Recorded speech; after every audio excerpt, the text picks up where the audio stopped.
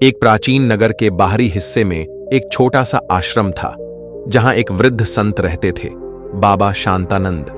उनका नाम पूरे क्षेत्र में उनकी शांति, करुणा और बुद्धिमत्ता के लिए प्रसिद्ध था। लोग दूर दूर से अपने जीवन की उलझनों का हल पूछने आते और वो अधिकतर समय मौन रहकर ही उनका उत्तर दे देते। उनके आश्रम में एक युवा शिष्य था, अर्जुन, जो तेजस्वी, बुद्धिमान लेकिन बहुत अधीर स्वभाव का था। वह हर बात का तुरंत उत्तर देना चाहता था। बहस करना उसकी आदत बन चुकी थी।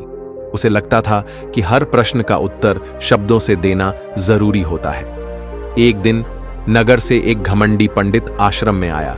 वह अर्जुन से बहस करने लगा। उसने ऊंची आवाज में कहा, तुम्हारे बाबा तो केवल चुप रहते हैं।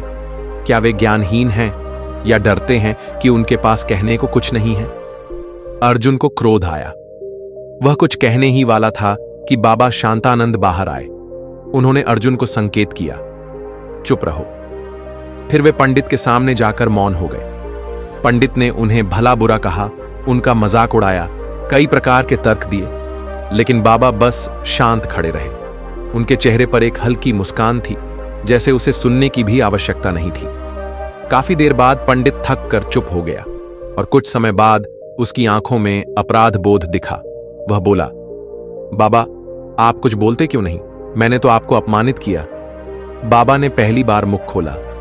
कभी कभी किसी का शोर हमारी शांति को छू नहीं सकता। जवाब देना जरूरी नहीं होता। समझदार को मौन भी बहुत कुछ कह देता है। पंडित अवाक रह गया। उसने बाबा के चरणों में झुककर माफी मांगी और चला गया। अर्जुन अब भी आश्चर्यचकित था। रात को उसने बाबा से पूछा, बाबा, अगर आप बोलते नहीं तो लोग आपकी कमजोरी नहीं समझते? बाबा ने मुस्कुराते हुए कहा, बेटा, जो बोल नहीं सकता वह मौन नहीं है, वह मजबूर है। लेकिन जो सब कुछ कह सकता है और फिर भी मौन रहता है, वही वास्तव में शक्तिशाली है। हर बहस में जीतना आवश्यक नहीं होता। कई बार चुप रहना ही सबसे ऊंचा उत्तर होता है, क्योंकि मौन शोर से नहीं, समझ से सुना जाता है।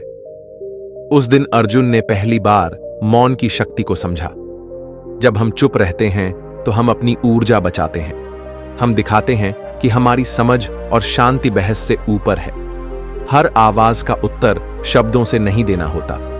कुछ उत्तर मौन से ही ज्यादा प्रभावशाली होते हैं। चुप रहना कमजोरी नहीं, आत्मनियंत्रण की पराकाष्ठा है।